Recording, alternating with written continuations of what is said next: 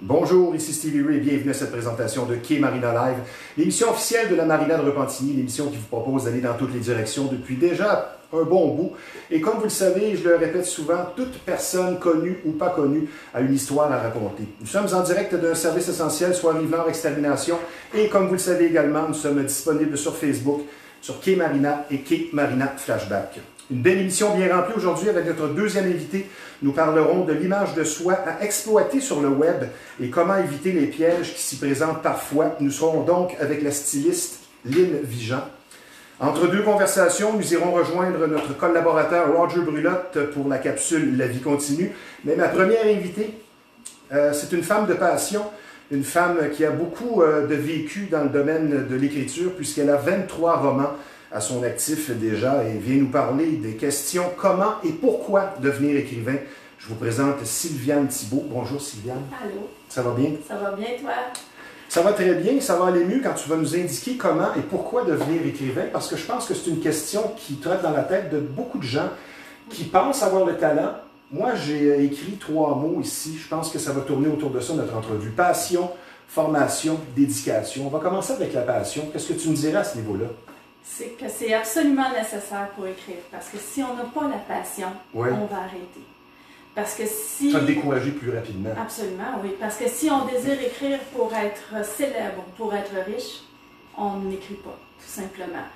Si on est chanceux, ça peut se produire, mais c'est par passion. Si la passion n'est pas là, on ne commence pas. Donc, quand on parle de passion, il s'agit de faire la chose pour les bonnes raisons. Oui. Comment tu traduis cette expression-là, de faire les choses pour les bonnes raisons? Faut savoir que quand on veut écrire, il faut d'abord se faire plaisir à soi. C'est un exutoire? Oui, ben oui. Ah oui? Moi, je dis toujours que pour écrire, il faut aborder des sujets que l'on aime. OK. Si on n'aime pas ça, on est mal parti. Et ensuite, il faut écrire, c'est sûr, dans le but de faire plaisir aux autres. Parce que il y a une différence Oui, quand ça m'intrigue ce que tu dis là. Oui, ben, il y a une différence. On m'a déjà dit, quand tu écris, tu dois t'attendre à rien. Mais moi, je ne suis pas d'accord avec ça. Moi, si j'écris, je m'attends à me faire plaisir d'abord, mais je m'attends à être lue aussi. Sinon, encore là, j'écrirais dans un journal intime, c'est pas ce que je fais. Je veux partager ma passion, je veux partager mes écrits. Donc, si on parle de passion, ça veut dire écrire selon des sujets qui nous passionnent. Oui. C'est-à-dire, tu ne demanderas pas à quelqu'un d'écrire un livre comme tu l'as fait sur le baseball s'il n'aime pas le baseball. Exactement. Ça va être compliqué. Ça va être très compliqué et le résultat, excuse-moi, sera probablement mauvais. Tu ne peux pas embarquer des gens dans tes histoires si toi-même tu n'embarques pas. Oui, c'est ça. Donc, processus souffrant. Parfois. Est-ce qu'on peut se faire un plan? Y a-t-il, en tout cas moi c'est une idée que j'entretiens, il y a 2 sortes d'écrivains. Il y a celui qui est discipliné, comme Régent Tremblay a déjà dit en entrevue. Lui, c'est comme une job de bureau. Il arrive à 8 h, à 4 h, il termine son écriture, puis le soir, il passe à d'autres choses. Et il y a d'autres écrivains, écrivaines, je pense, un peu comme toi, et moi, je le vis aussi. Quand ça te pogne, il faut que tu te lèves, il faut que tu écrives ton idée. Oui, exactement. Pour moi, je suis de la 2e catégorie, effectivement. Tu souffres. Je souffre. Je souffre durant le premier chapitre d'un livre que je commence. C'est le plus difficile. La plus difficile étape pour moi, c'est le chapitre 1. Et après ça, je suis partie. Je suis sur ma lancée. Toi, tu commences à la page 1 jusqu'à la page 300. Tu ne vas pas te promener, disons, ah, là, j'ai une idée pour le chapitre 3, disons. Non, non. Et je n'ai pas de plan non plus. Certains écrivains que je connais ont un plan établi, savent combien de chapitres, savent de quel sujet le chapitre va traiter. Pas moi. Moi, je laisse l'histoire me transporter. Puis, ça dépend de quoi, ça, avoir un plan ou pas? Ça va-tu être la personnalité ou des sujets qui sont abordés? Je dirais que c'est la personnalité. La personnalité de l'auteur, oui, exactement. Une personne bien organisée fait un écrivain bien organisé, quoi? Je dirais que oui. Moi, je ne suis pas toujours organisée, je l'admets. Par manque de discipline? Non, des fois par manque. Disons que parce que je ne fais pas que ça. Je voudrais ne faire que l'écriture. Mais on est très rares, les écrivains au Québec, à pouvoir faire ça. Donc, souvent, on a des emplois à l'extérieur, on peut avoir des enfants, c'est mon cas. Donc, c'est quand il reste du temps. On ne peut pas toujours se permettre, on regarde les films et l'écrivain est dans son chalet complètement seul. D'ailleurs, en soi, ça fait une histoire. Devant l'eau. Ah oui, devant l'eau, et puis le diable, non, ça c'est d'autres choses. Il y a une histoire comme ça. Mais ça, c'est un peu cliché. C'est très cliché, oui. La plupart d'entre nous, on a des vies quotidiennes et il faut aussi payer les factures. Mais toi, tu as ta man's cave, je crois, c'est ça? Oui, en même temps, je pense que c'est comment est-ce qu'ils appellent ça? Le she-shell ou quelque chose comme ça. L'équivalent du man's cave, mais pour elle. Mais ça, c'est important, ça? Oui, ben moi, je considère que oui, mais pour toi? Oui, c'est important. J'ai mon petit coin là où j'habite, où j'écris, avec une grosse peinture. Ça donne que c'est un vieux monsieur grimpé dans une échelle qui vit parmi les livres. Donc, ça prend aussi un conjoint compatissant qui a beaucoup de compréhension. Oui, exactement. Et c'est ça. D'accepter ta façon de faire. Oui, exactement. D'un autre côté, c'est donnant-donnant, parce que, bon, moi, je suis l'artiste dans la maison. Lui, étant l'ingénieur, des fois, va travailler de 7 h le matin jusqu'à 8 h le soir. Donc, on s'en donne chacun. Oui. Certains romans plus difficiles à écrire que d'autres dans ta carrière? Oui. Oui. Je dirais que ceux que j'ai... Des fois, je me fie à ce que j'ai vécu. Je transforme des histoires qui partent de moi. Ça va vite. Ça, c'est plaisant. Et d'autres fois, je vais complètement ailleurs. Alors, dans un de mes romans, je suis allée en Alaska et je me suis transformée, c'est ce que j'ai fait, en pêcheur, en jeune garçon de 18 ans qui pratique le métier le plus dangereux du monde, pêcheur de crabes des neiges. Je n'étais pas un garçon, j'avais pas 18 ans et je ne suis jamais allée en Alaska. Comment t'as fait? Recherche Internet, regarder des émissions, donc voilà. Donc, à la fin d'un roman, en quelque part, tu as grandi? Toujours. Parce que c'est sûr que le travail, c'est gratifiant, puis que tu dois t'auto-féliciter, mais je veux dire, sur le plan humain ou sur le plan de la façon que tu vois la vie, y a-tu des romans que tu as eu l'impression qu'ils t'ont transformé? Qui t'ont poussé au bout de toi-même? Plusieurs, oui. Celui-là, entre autres. Mais toute ma série policière, Twister, Chien Détecteur, j'en apprenais sur les chiens, les animaux. Et le trésor d'Azan, qui est un jeune éléphanteau qui, sa tribu et son clan, en fait, est attaqué par des braconniers. J'ai tellement appris sur les éléphants, appris sur l'être humain. L'être humain qui peut être mauvais, des fois, sachons l'admettre, mais tellement bon. La plupart du temps. Tellement bon. Maintenant, la deuxième catégorie, la formation. C'est beau vouloir, mais je veux dire, si tu ne sais pas convenablement écrire, ça va être compliqué. Oui, je dis toujours... C'est quoi toi? Ben, ma formation à moi, c'est très proche en fait. Je suis bachelière en art, spécialisée en traduction. Je suis linguiste d'abord. Je parle 4 langues, français, anglais, espagnol et allemand. Ensuite de ça, j'ai fait des cours de création littéraire à l'université. Donc, oui, j'ai une formation. Je commence à être gênée, je pense que je vais me mettre à te vous voyez. Non, je n'ai pas besoin. Non, je suis tellement mauvaise dans d'autres domaines, les mathématiques et les sciences. Habituellement, c'est un ou l'autre. Habituellement, oui. Donc, moi, c'est l'autre. C'est quoi le conseil que tu donnerais aux gens qui regardent ça, qui écoutent, puis qui se disent, point de vue formation, j'aimerais faire ça? On commence par quoi? Lire. Lire soi-même. La première, outre la passion de l'écriture, tu dois avoir la passion de la lecture. Être autodidacte. Absolument. Si on n'aime pas lire, on ne peut pas espérer écrire. Oui, c'est ça. Alors, plus on lit, plus on aime lire, plus on apprend comment ça fonctionne. Et c'est sûr que s'il y en a qui veulent prendre des cours, c'est toujours bien. Et si on a l'intention de présenter un manuscrit à une maison d'édition, ça vaut la peine. Faites-le réviser. Tu as été révisionniste aussi. Oui, j'ai révisé des manuscrits, j'ai été directrice littéraire. Est-ce que c'est difficile de faire ça? Parce que je veux dire, tu reprends l'œuvre de quelqu'un, tu ne vas pas être trop sévère non plus, j'imagine. C'est difficile. Et parfois, tu connais la personne. Oui, c'est pas tout le monde qui est ouvert aux critiques. Non, en effet, il faut avoir beaucoup de tact. Et ce que j'aimais bien, le fait que j'étais auteur moi-même, en étant réviseur, je respectais énormément l'œuvre. Ce n'est pas moi qui l'ai créé. Donc, moi, je ne suis pas du genre à changer pour changer. Change. Si c'est bien, c'est bien. Moi, c'était juste pour accompagner l'auteur dans son processus et pour offrir le meilleur produit possible à la fin. Comment savoir si on l'a ou on ne l'a pas? Parce qu'il y a des gens qui pensent, selon moi, qu'ils l'ont et ils ne l'ont pas, et d'autres, c'est l'inverse. Ça serait quoi l'indicatif numéro un? Oui, les fautes de français, les fautes d'anglais, mais... Ça, encore là, on peut faire appel à quelqu'un. Moi, je dirais essayer. Essayer, c'est aussi simple que ça. Okay. C'est pas toutes les maisons d'édition qui vont envoyer une lettre détaillée sur la raison du pourquoi, le pourquoi du comment et tout ça, pourquoi on a refusé ton manuscrit. Mais dans certains cas, ils vont donner des indices. Donc, pourquoi pas. Mais avant même de l'envoyer, les proches. Les proches, et pas se gêner de dire « j'ai besoin de vous, soyez honnête ». Moi, j'ai des lecteurs. Mes filles, ben oui, évidemment. Des gens de ma famille, mais j'ai fait appel à des gens aussi qui me connaissent bien, mais qui ne seront pas gênés de me dire « écoute, ça ne fonctionne pas ». Oui, c'est ça. Bon. C'est quoi le plus gratifiant dans ta profession? Dans ma profession? Parce que je suis sûr qu'il y a plusieurs points qui le sont, mais... Honnêtement, le plus gratifiant, c'est quand je rencontre un lecteur ou une lectrice, ou quand ils viennent me voir, par exemple, dans un... Et qu'ils ont apprécié. Oui.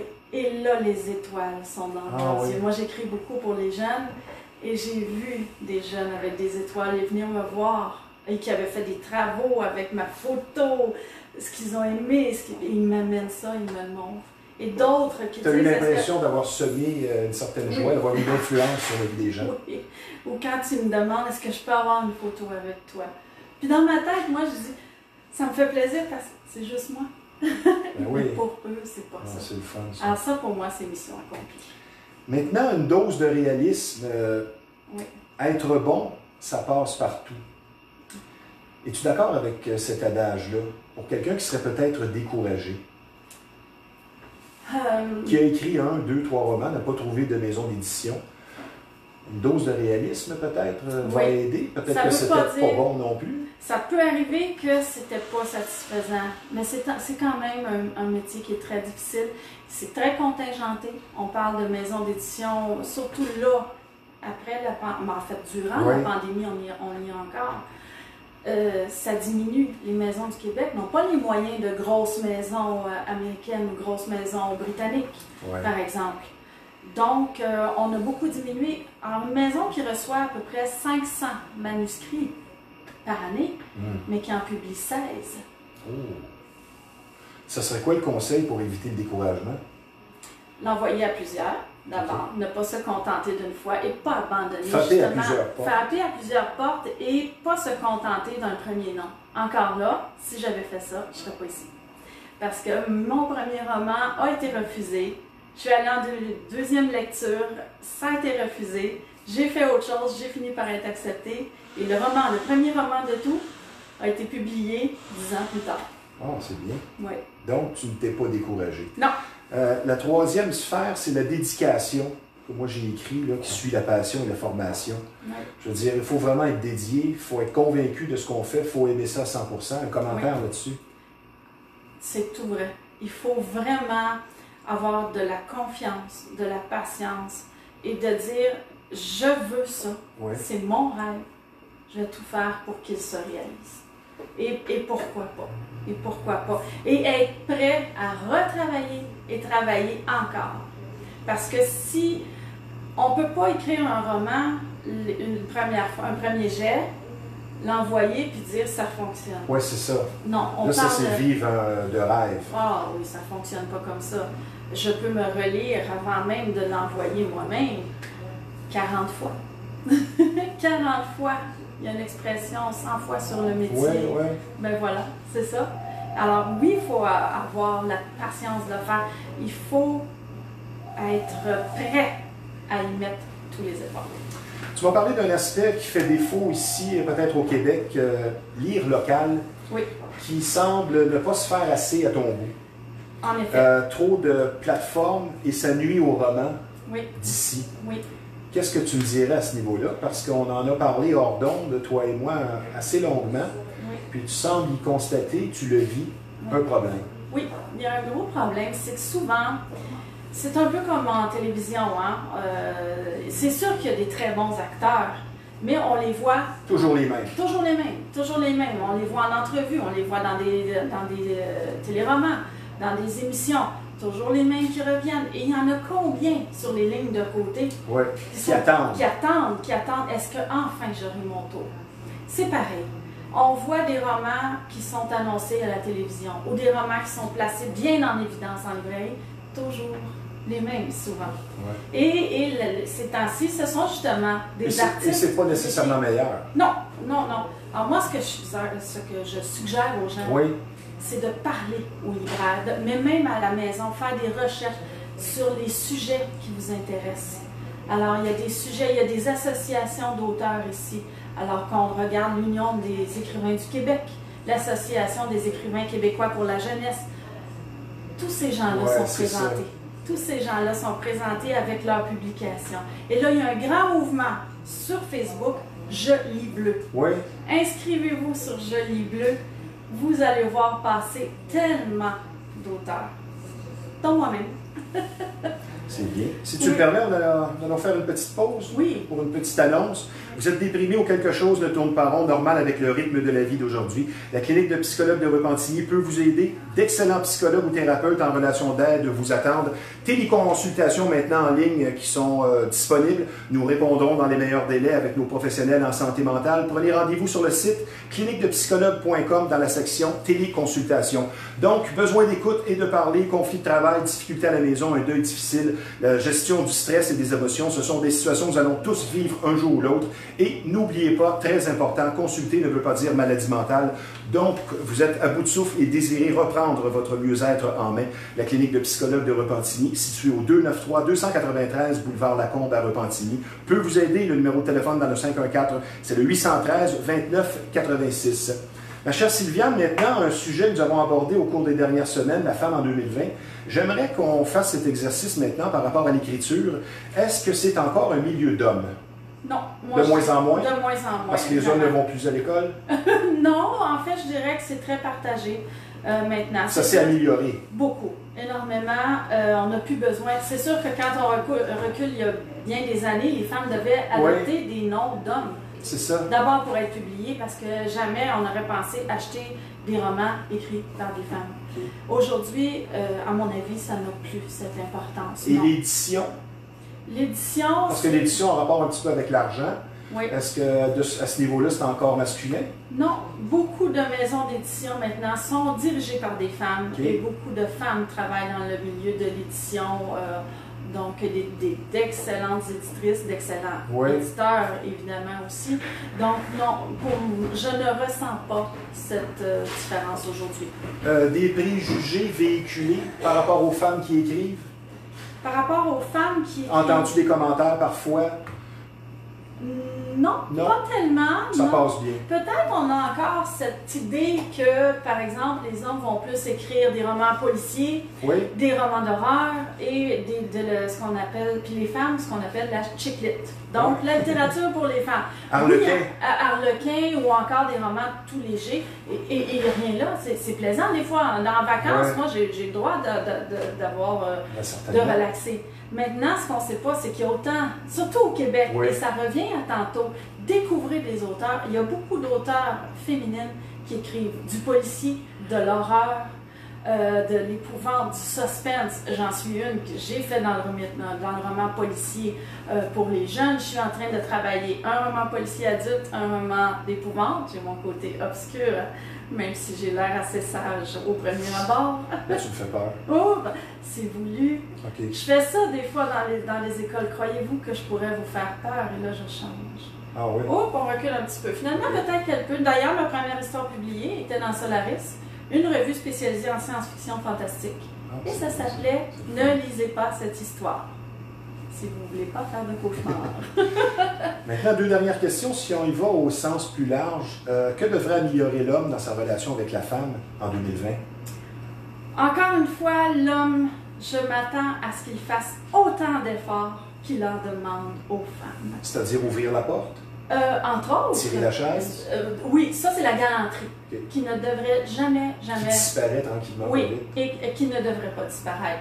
Mais ce que je veux dire par là, c'est que là, je ne sais pas si c'est une opinion bien personnelle, mais je regarde de plus en plus d'hommes, surtout avec le confinement qu'on a vécu, les barbes, Ouais. pas taillées, pas arrangées, Ouais. pas... Tu sais, j'ai rien contre les barbes, elle peut même être longue, mais taillez-la. Faites pas ça, Ouais. tu sais, un petit peu, le moindrement d'effort. On s'attend Mais encore c'est à sûr ce que la les femmes... négligence, Oui, c'est pas apprécié. On apprécie, c'est-à-dire qu'on accepte beaucoup plus la négligence Oui, chez un homme que chez une femme. ça c'est bien dit, c'est vrai. Et ça, je trouve que c'est... Il est temps qu'on... Messieurs, Quoi qu'il y a autant de femmes qui s'habillent en mou. oui, ben peut-être que je dirais la même chose. Chaque occasion a selon moi, a son habillement. Donc, ce qui m'amène à ma dernière question, c'est encore macho comme société. De moins en moins au Québec, parce qu'il faut reconnaître que les femmes sont pratiquement au pouvoir parfois, mais c'est encore macho. Dans certains cas, oui. Dans Est-ce que c'est certains vrai cas. que les femmes aiment ça encore un petit peu? Parce que trop rose, trop gentil, ça passe pas non plus. Non, tant que c'est fait dans le respect, pour moi, Oui, c'est ça. on a le droit encore une fois de dire à une femme qu'elle est belle dans le respect. Et accepter que si elle ne retourne pas, ben c'est ça, accepter. C'est pas le temps de commencer à la traiter de non parce qu'elle a osé oui. dire non. Ça fonctionne pas. Ben oui. Mais ça arrive encore. Les bonnes manières, comme on disait tantôt, toi et moi, avant l'émission, ça passe toujours. Ben, je te remercie, Sylviane. Ça fait plaisir. Très intéressante comme d'habitude. Super. J'aime dire que tu es notre chroniqueuse romancière. Poursuis ton bon travail et je te souhaite une bonne continuité dans tes romans que tu as entrepris. Merci beaucoup. Passe une belle journée. Merci. Maintenant, avec enthousiasme, je vous parle d'un nouveau partenaire ici, soit la zone de vêtements de sport et classique, qui est située au 148 Notre-Dame à Repentigny. Salutations à John, le propriétaire, en passant. Une super belle boutique. La zone, c'est vraiment spécial. Comme je vous le dis, c'est situé sur la rue Notre-Dame, au 148 à Notre-Dame. Beaucoup de marques de choix au meilleur prix. Je vais vous en nommer quelques-unes comme Gasp, Better Body, Riderwear, Gorilla Wear, La Bella Mafia. Les bottes d'entraînement Automix sont disponibles sur place. Le numéro de téléphone dans le 450, c'est le 654 11 13 654 1113. Le site web, c'est le www.lazonestyle.com. La zone vêtements de sport et classique, c'est pour vous. Maintenant, sur une note peut-être un petit peu plus sérieuse, vous allez être traité avec beaucoup d'écoute et de compréhension si vous vivez une infestation. Et vous aurez compris qu'on parle ici de bébites. L'endroit, la solution pour vous, c'est Rive-Nord Extermination. 35 ans d'expérience, une entreprise familiale très sérieuse, un service personnalisé. Le numéro de téléphone dans le 450 pour la solution, c'est le 582-6706. Rive-Nord Extermination, la solution. Je vous rappelle, nous sommes justement en direct de ce service essentiel, soit Rive-Nord Extermination. N'oubliez surtout pas les 3 mots qui font la différence par les temps qui courent. C'est une leçon que nous avons apprise, je crois, avec le confinement. Comment ça va? Et nous allons donner l'exemple. C'est ce que nous allons faire. Nous allons rejoindre notre collaborateur, le sympathique Roger Brulotte. Bonjour Roger, comment ça va? Ça va bien, Steve, toi? Ça va très bien, toi? Ah, Ben, je suis bien. Tu es heureux d'avoir retourné sur un terrain de golf? mais ça fait du bien. Ça change les idées. Ça, comme tout le monde, ça donne la chance de rencontrer des gens de l'extérieur de notre résidence. Alors, moi, c'est le golf. D'autres personnes, c'est la marche. Ça fait du bien. On va commencer avec du hockey, si ça ne te dérange pas trop, mon cher Roger. Personnellement, j'ai bien hâte au retour de la LNH. Es-tu stimulé par une série 3 de 5 Canadien-Pittsburgh? Mais écoute, bien, juste un retour du sport, ça fait du bien. Ça me fait du bien de parler de d'autres choses que l'état de santé de nos proches. Ça me fait du bien de sortir présentement de nos moments difficiles qu'on vit. Et cette série-là, ben, on va parler de ça pendant 3 semaines avant que ça commence et pendant tout l'été, une fois que c'est fini. Alors, ça va me donner un sujet de conversation. Parce que moi, je trouve le sport, ça me donne la chance de faire d'autres choses, de prendre des décisions sans être réprimandé, prendre des décisions sans que ça soit dangereux pour la vie. C'est ça qui est fun. Dans le sport en général, Roger, que ce soit au hockey ou au baseball, est-ce que tu t'attends à des performances individuelles en dents de scie ou bien les joueurs arriveront à reprendre là où ils avaient laissé? Non, non. Ils vont reprendre une fois qu'ils seront laissés vers la fin du tournoi de hockey et vers la fin de la saison de 60 matchs baseball. Parce que veut pas, tu ne reviens pas à la forme que tu avais l'année. Donne un exemple, Steve. Tu regardes le début de saison de toutes les équipes. C'est pour ça que le Canadien a une chance. Au début de saison, tout le monde est au même niveau. Les équipes supérieures, ils n'ont pas encore atteint le maximum de leur talent. Fait que ça donne une chance à tout le monde. C'est la même chose qu'on va vivre présentement dans le hockey. On va être beaucoup de surprises tôt dans ce tournoi-là, puisqu'il y a des équipes supérieures qui vont subir la défaite parce qu'ils n'étaient pas prêts aussi physiquement que l'autre équipe. Est-ce que c'est plus difficile en tant que joueur de hockey ou de baseball, ce retour au jeu? peu importe quel sport est difficile de jouer, parce que chaque sport a un problème qu'on ne connaît pas quand on va regarder. Donner un exemple, au hockey, c'est l'endurance. La force physique, est-ce qu'elles sont pas patiner 30 secondes à pleine vitesse et revenir 1 minute plus tard ou 2 minutes plus tard? Est-ce que tu vas continuer à patiner et avoir le contact? Au baseball, ton synchronisme au bâton, ton synchronisme au monticule, ça prend combien de temps avant que ça vienne? Tu sais, habituellement, le baseball majeur, c'est 6 semaines d'entraînement. Mais ton 6 semaines d'entraînement, il est coupé à peut-être 3 semaines. Alors, sans aucun doute, la préparation ne sera pas la même. C'est pour ça qu'une équipe comme les Blue Jays, qui connaissent un bon début d'un vrai premier match, peuvent se classer dans les séries. Ben, c'est ce qu'on espère. Maintenant, une question posée la semaine dernière à ton ami Serge Touchette. Avec la disparition des Expos, des Nordiques et les récents insuccès des Alouettes, le Canadien semble jouir d'un monopole au Québec. Et est-ce que ça lui nuit? Sans aucun doute. Financièrement, non. Mais l'image du Canadien et les défaites le font mal. Fait que ça te nuit aussi. Parce que tous les jours, tu n'as pas d'autre chose à parler que le Canadien. C'est la seule chose que tu as. Les Alouettes, mais là, ça te prend, mais là, cette année, ne veut pas ce qu'on vient de vivre. C'est plus difficile pour eux autres de prendre l'image. Mais oui, on t'a mis à donner, c'est encourageant. Mais pour le Canadien, c'est 365 jours par semaine la nouvelle principale dans le sport. Ça, c'est un défi qui est difficile à relever. Auparavant, tu avais les Expos, tu avais les Alouettes et tu avais l'Impact. Alors, tu avais une diversité, point de vue de parler de d'autres choses. Oui. Là, tu as l'Impact qui revient tranquillement. Mais c'est pour ça que les Canadiens, c'est 365 jours par semaine. Grands ou pères sont là. Et autant on détestait les Nordiques, autant ils nous manquent. Mais surtout à Québec. À Montréal, je ne pense pas qu'on manque les Nordiques à Montréal, sauf les 6 ou 7 fois que les Canadiens les affrontaient. Je ne pense pas qu'on les manque plus que ça. Mais ailleurs, sans aucun doute. Quand ils sortent de l'extérieur de Montréal, les Nordiques avaient un impact incroyable. Parce qu'à Montréal, c'est toujours le Canadien. Mais on manque les Nordiques parce que c'était fun de voir les équipes s'affronter de chez nous. Et ça donnait une compétition qui forçait les deux équipes à être meilleures. Roger, question suivante. Il y a 3 semaines marquait un anniversaire bien particulier. Quand on parle d'une semaine déterminante dans l'histoire d'une organisation, en 1971, en l'espace de quelques jours, le Canadien embaucha Scotty Bowman. Le lendemain, on repêcha Guy Lafleur. Et 3 ou 4 jours avant, un grand de ce monde annonça sa retraite, soit Jean Béliveau. Un mot sur cet homme qui a eu de l'influence sur ta vie. Mais dans le cas de Jean Béliveau, il y a eu tellement d'influence dans le monde du sport, autant sur la patinoire qu'hors de la patinoire. Et quand je regarde, c'est ce qu'il a fait une fois sa carrière terminée. Il a été toujours un conseiller important.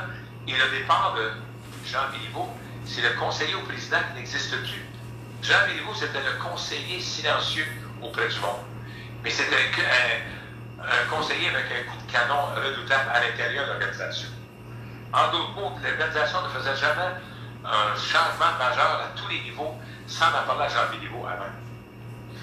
Béliveau donnait toujours sa pensée, son exemple, comment est-ce qu'il voyait ce qui se passait. Alors, il a toujours été là. Il ne part plus au hasard lorsqu'il est parti. On n'a pas dû ce conseiller-là.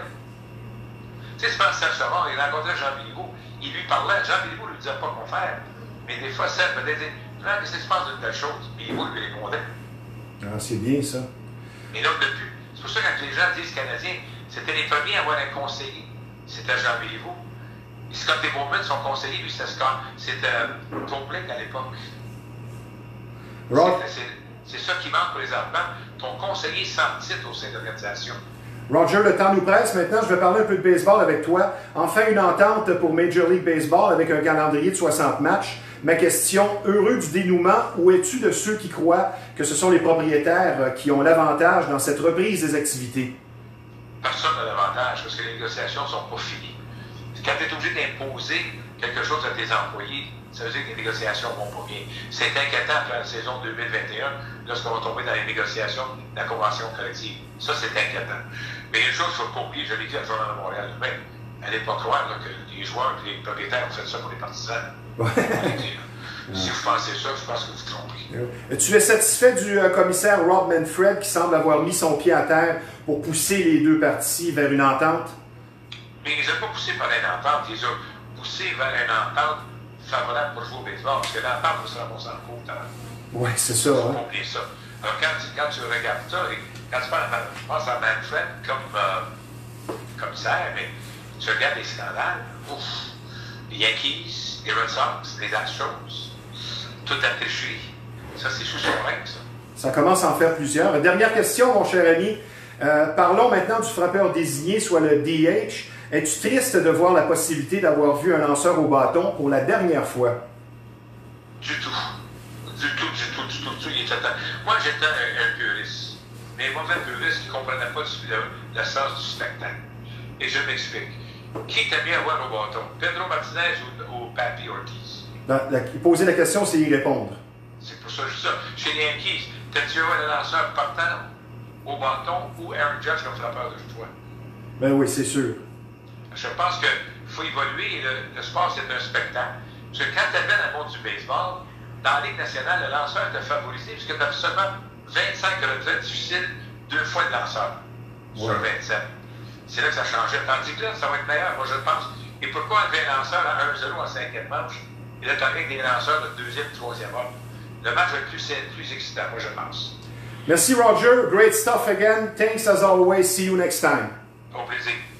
Maintenant, vous êtes amateur de chasse et de pêche, l'endroit pour vous, c'est Performance Chasse et Pêche, un endroit qui porte bien son nom, situé au 303 Notre-Dame à Repentigny, une entreprise, comme je vous le dis, qui a beaucoup d'expérience, ça fait déjà 23 ans que ça existe, un très beau magasin, une bonne réputation. Le numéro 1 de la Rive-Nord quand on parle de chasse et de pêche, pour des conseils et des batteries, allez voir François, le propriétaire. Le numéro de téléphone dans le 450, c'est le 582-9302. Performance Chasse et Pêche, là où la passion se vit à chaque saison.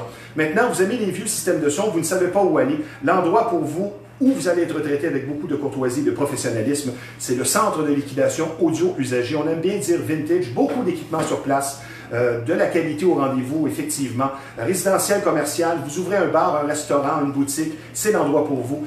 Pas dur à retenir, c'est situé dans le complexe de la Marina de Repentigny au 358 Notre-Dame et les réparations sont faites sur place dans le 450, c'est le 654-6849.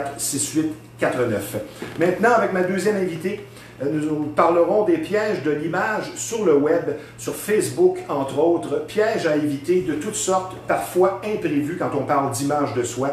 Voici donc la souriante styliste de bon goût, Lynn Vigent. Bonjour Lynn. Ça va bien? Ça va très bien. Lynn, 3 mots, parce qu'on va explorer ensemble. Oui. Toi, tu es une spécialiste pour éviter de se tirer dans le pied. Bon goût, crédibilité, objectif. On va commencer avec le bon goût. Qu'est-ce qui est de mauvais goût? Qu'est-ce qui est de bon goût? Parce qu'on voit des images. Moi, je vais me référer aux jeunes femmes. On en parlait l'autre fois, qui se retrouvent dans des situations qu'ils ont créées. Qu'est-ce qui est à éviter? Bon. Premièrement, ce qu'il faut savoir, c'est que je suis photographe, puis ma publicité se fait lorsque ma cliente va publier ses photos. Oui. Elle est contente, elle les publie. Naturellement, lors d'un shoot, on a différents segments. On pourrait décider de faire des photos corporatives parce que, exemple, j'écris un livre puis j'ai besoin d'une belle photo couverture. Je pars un site web, donc il y a le volet professionnel. Puis quelquefois, mais on va prendre des photos en costume de bain, des boudoirs. Il y a des choses qui ne se présentent pas vraiment sur Facebook, même si les photos sont faites professionnelles. Par contre, si vous êtes un mannequin, c'est différent. C'est un peu différent. Mais ce que je reproche, comme tu as pu constater, quelquefois, on va voir des profils où ça n'a pas sa place d'être en soutien-gorge ou en maillot de bain. Certains attributs qui sont comme mis à l'avant-scène. Puis quand je dis maillot de bain, c'est pas pendant l'activité que j'ai été photographiée. Lorsque j'étais à la plage en train de faire jouer au frisbee avec ma famille, là. Moi, je parle délibérément, se photographier, c'est ça, à peu près jusque-là, en costume de bain. Puis on ce qu'on appelle en bon français le look craque de boule. Non, il ne faut pas le dire, mais c'est ça. Dire il en pleut. Oui, c'est plein.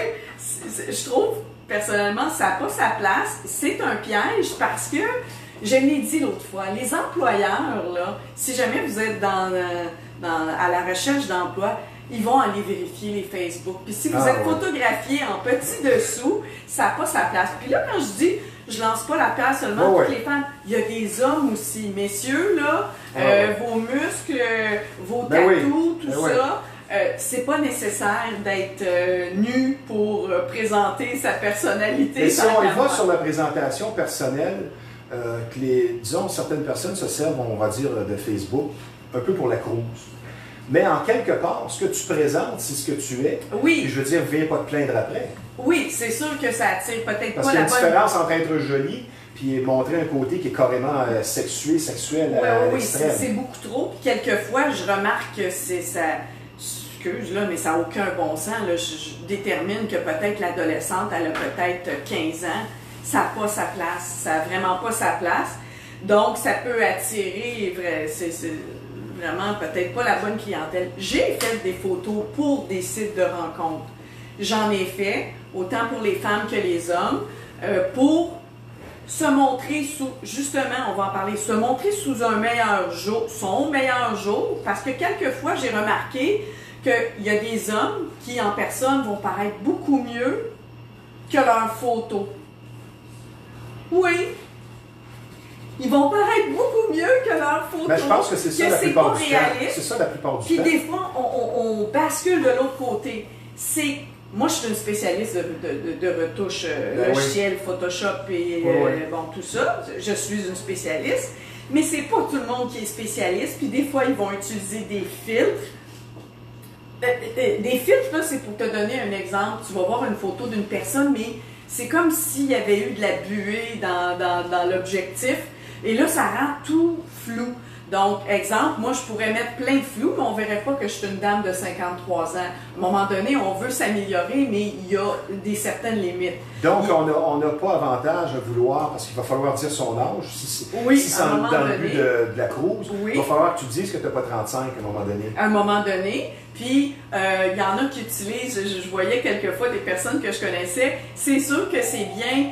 Je donne un exemple, s'il fait on est en fin de journée, c'est très ensoleillé, quelquefois la personne va être photographiée, ses dents vont paraître jaunes parce qu'il y avait le doré du soleil. Donc ça... C'est peut-être un jus d'orange.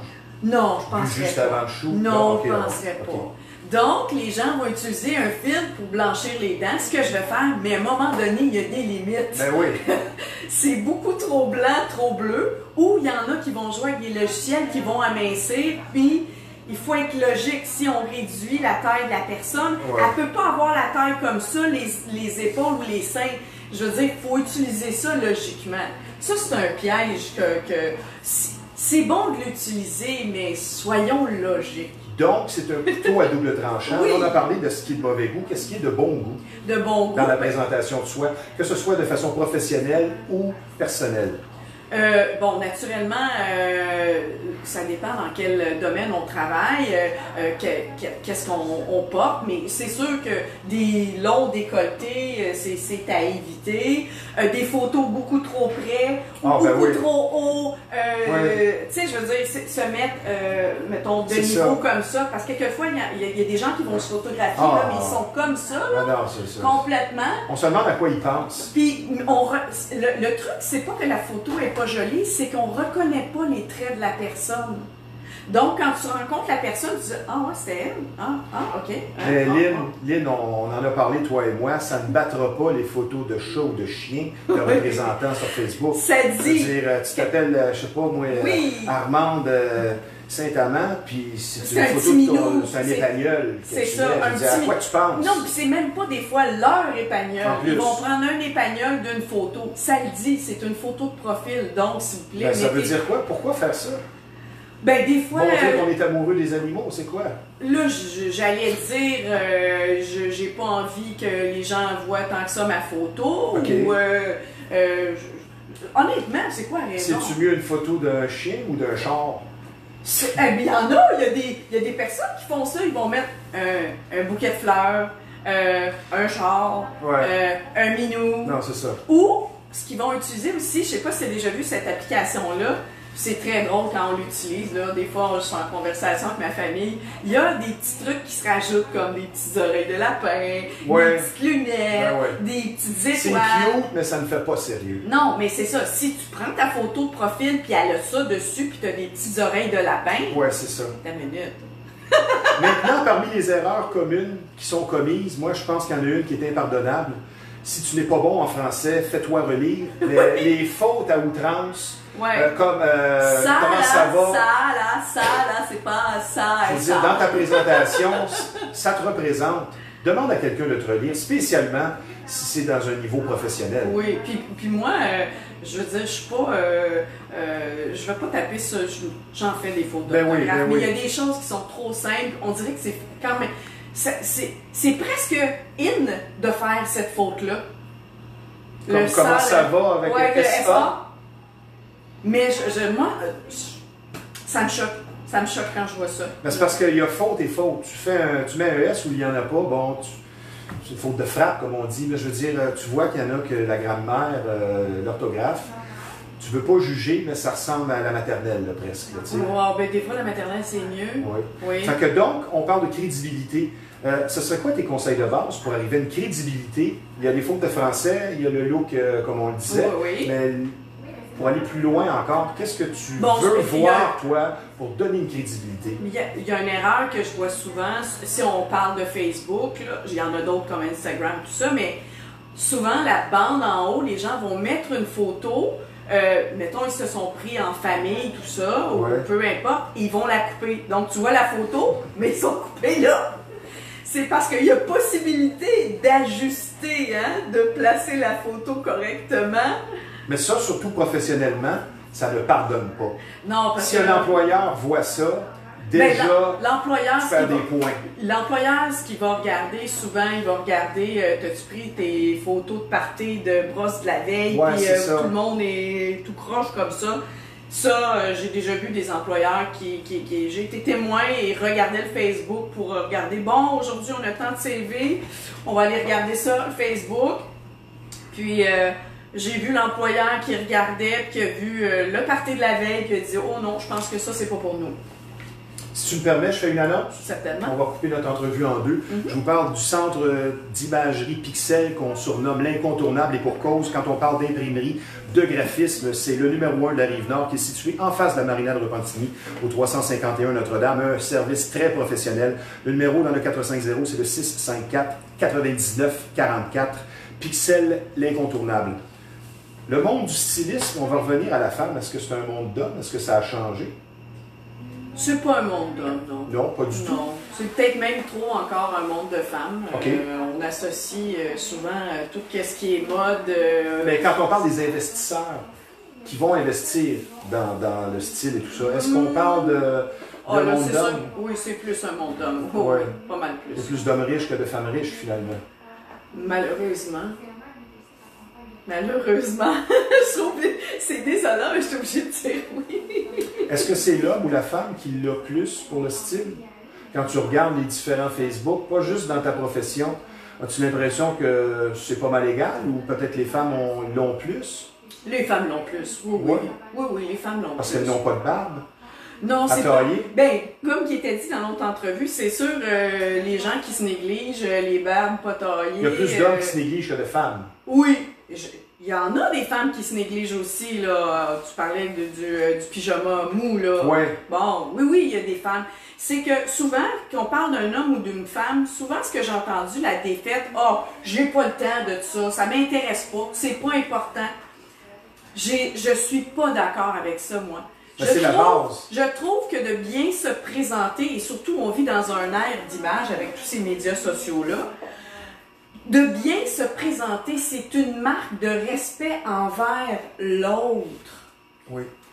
Pourquoi à ce moment-là, on va arrêter de se peigner, de se brosser les dents, puis on va tout aller travailler en pyjama? Ben, je vais faire une analogie avec le sport. Il y avait un coach du nom de Glenn Sater, que tu ne connais pas, qui enseignait à ses joueurs, si tu te respectes, c'est-à-dire si tu es bien mis, tu as ton complet, quand tu quittes l'aréna, quand tu arrives à l'aréna, c'est le début de la vie d'un champion. C'est-à-dire, tu affiches un certain respect, un décorum. C'est l'adage des champions, des gens qui vont réussir, de faire bien attention à l'image, c'est super important, en fait, du respect envers soi-même, mais aussi du respect envers les autres. Moi, je trouve que c'est un miroir, c'est un reflet, finalement. Oui, puis, il a été dit aussi, très important, chaque chose à sa place. On va faire du sport.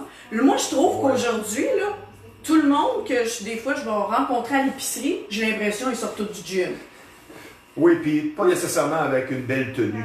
Parce Non, qu'il y a quand mais- même certaines belles tenues de gym, il y en a d'autres, 3 points trop grands, gris. Tu fais pas ton changement d'huile en bikini, hein? Bon, ben, tu allais à c'est l'épicerie comme si tu fais ton jogging. Il y en a qui sont toujours habillés espace. Moi, je trouve que chaque chose a sa place.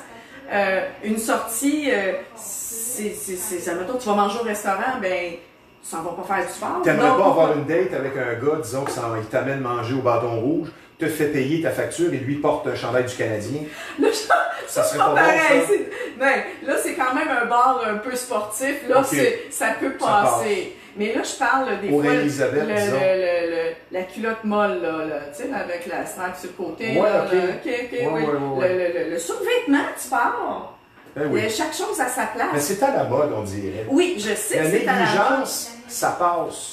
Par contre, je pense que dans le domaine de la crouse, si tu es négligent de ta personne, ta moyenne au bâton ne sera pas très forte. Non, la moyenne au bâton ne sera pas très très forte. Il faut surtout représenter, c'est bien de se présenter sous son meilleur Ben jour, mais il faut que ce soit réaliste. Bon, ben écoute, si tu regardes toujours ta TV, elle est habillée en mou, ben c'est ça que t'es, c'est ça que t'es. Mais dans bien des cas, si on regarde autant les hommes que les femmes...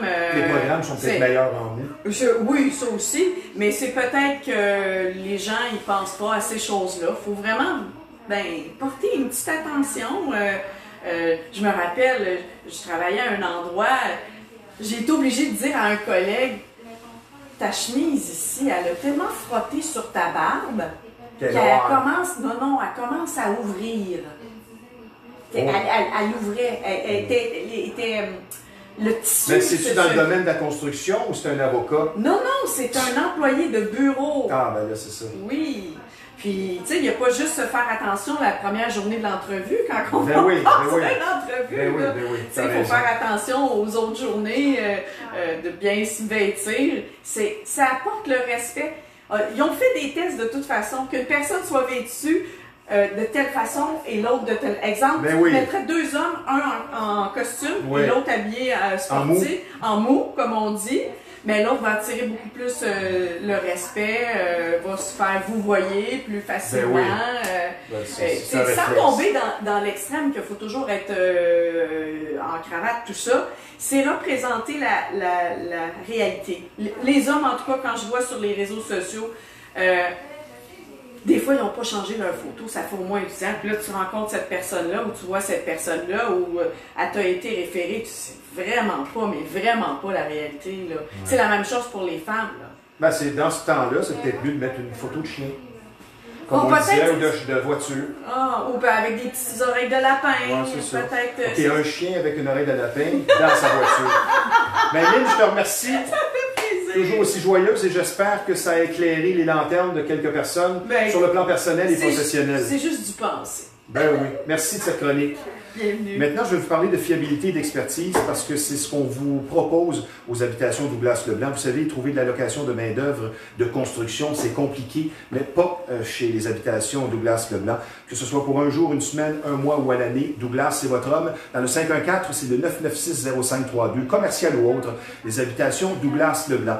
Maintenant, comme vous le savez, je vous parle de la marina. Nous représentons la marina qui va bientôt ouvrir. J'ai entendu dire de façon officieuse que ce serait vendredi de la semaine prochaine. Il n'y a pas encore de musique, mais vous allez retrouver la bonne nourriture, la piste de danse peut-être un petit peu pour plus tard. Là. Disons, on va se donner encore un mois. On espère que le premier ministre va prendre ses décisions. Mais pour ce qui est du personnel, la gaieté, la stabilité, la bonne humeur que respire la marina, eh bien, ça sera encore au rendez-vous dès la semaine prochaine, vendredi prochain. Et n'oubliez pas aussi, il y aura les cours tout à fait gratuits de danse country pop, de danse en ligne donnés par la chevronnée Nathalie Pelletier. Pour une ambiance et se faire des amis, c'est l'endroit parfait le jeudi dès 19h. Maintenant, je vous parle un petit peu de Samoto. Un garage dont la réputation n'est plus à refaire, le travail est bien fait, c'est le respect du client. C'est situé au 133 Notre-Dame à Repentigny. Beaucoup d'explications et de longues années d'expérience vous attendent. J'aime bien dire que ce sont les tops de la mécanique. Samoto, situé au 133 Notre-Dame. Je vous rappelle, la semaine prochaine, nous serons en direct du bâton rouge de Lachenay finalement. C'est l'endroit imbattable quand on parle d'un bon repas. L'atmosphère est chaleureuse. Rien de mieux qu'un bon steak cuit à votre goût. Mais n'oubliez pas, le menu est complet. Il n'y a pas que la viande rouge. Je vous donne l'adresse, c'est 1400 rue Yves Blais à Terrebonne, qui est le secteur finalement Lachenay. Le menu est complet. N'oubliez pas, pour les réservations dans le 450, c'est le 581-1888. En terminant, vous le savez, cette crise a conscientisé certaines personnes. Maintenant, c'est le temps de tourner le selfie vers le voisin. N'oubliez pas les 3 mots très importants qui vont vous donner 2 réponses. Comment ça va? Et vous saurez qui sont vos vrais amis. Sur ce, ici Stevie Ray. Merci d'avoir été des nôtres. À la semaine prochaine.